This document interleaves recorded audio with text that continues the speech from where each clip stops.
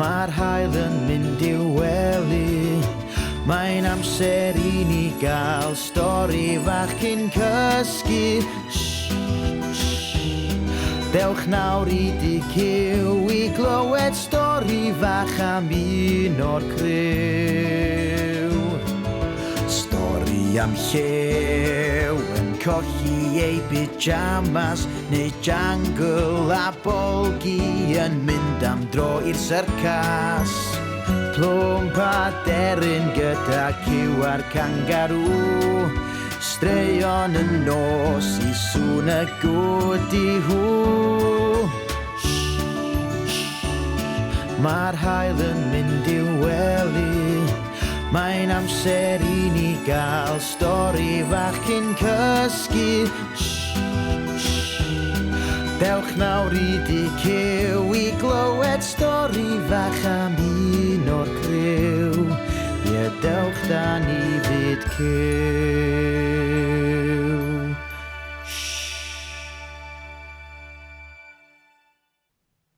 Helo bawb, odych chi'n barod am stori fach hapus?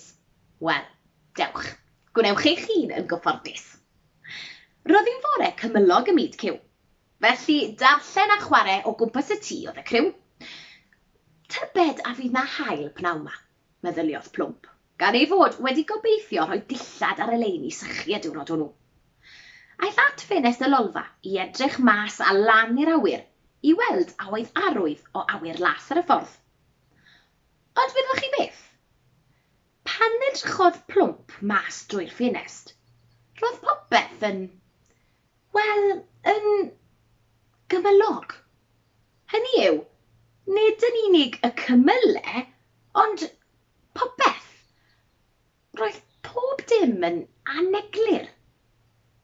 Wel, meddyliodd Plwmp wrth I hun, bydd rhaid I ddillad glân aros. Mae'n amlwg bod angen golchi ffenestri'r lolfa yn druenus. Aeth I nôl cadach powlen o ddŵr a hylif golchi llestri, ac ath ati I sgrwbio ffenestri'r lolfa, gan ddefnyddio I drwnc I ddal y clwtyn wrth gwrs.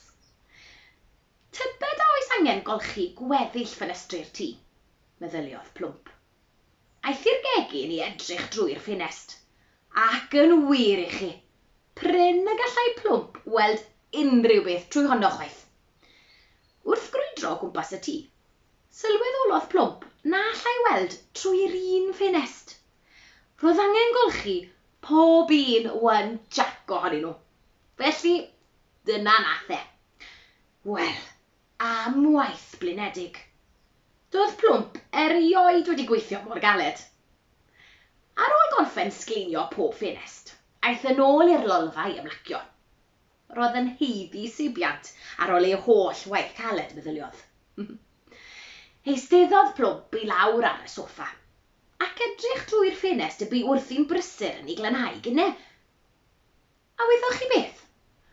Doedd Plwmp dal ddim yn gallu gweld yr ardd yn glir. O, diar, toedd dim amdani, ond golchi holl ffenestri'r tŷ. Eto. Wel, os oedd Plwmp druan wedi blino gynne, roedd e wedi ymladd erbyn hyn.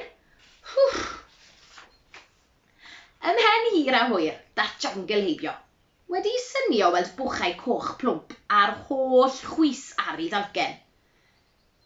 Be sy'n digwydd, Plwmp? Gofynodd. Eglurodd Plwmp wrth jungle beth oedd y broblem. Y ffenestri budur, yr holl olchi, ond y gwydyr yn dal I fod yn gymylog. Ond mae'r ffenestri'n sgleinio.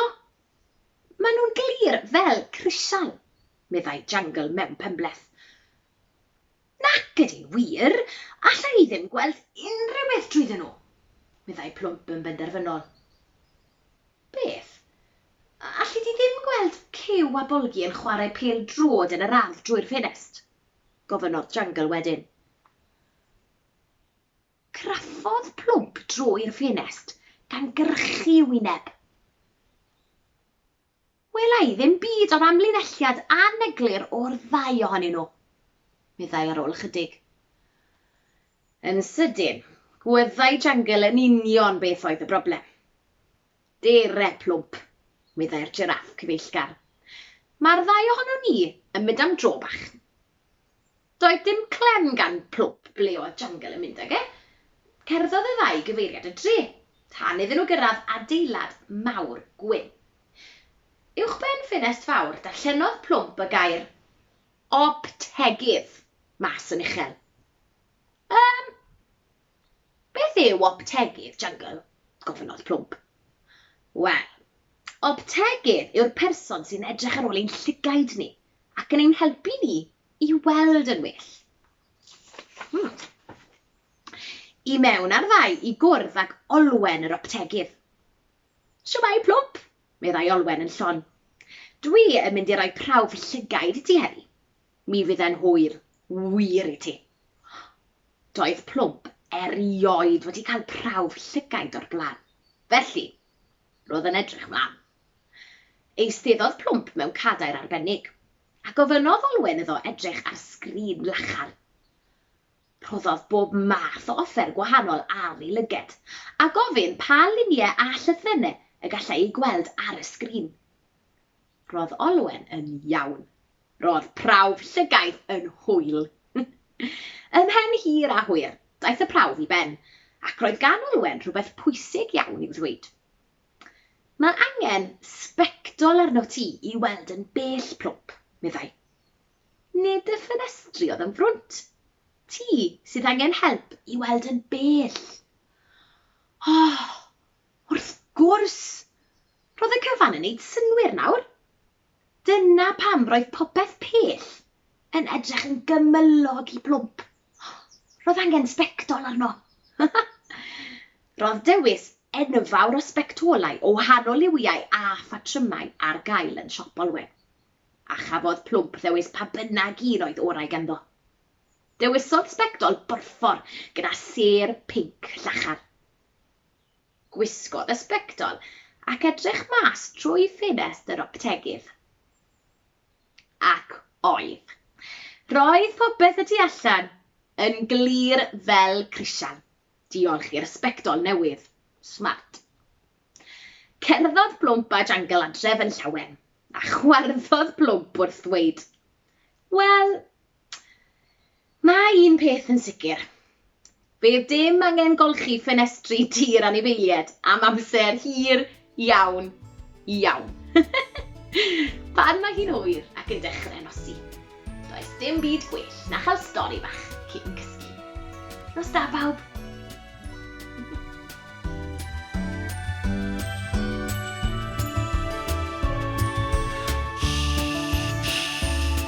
Mae'n amser mynd i gysgu.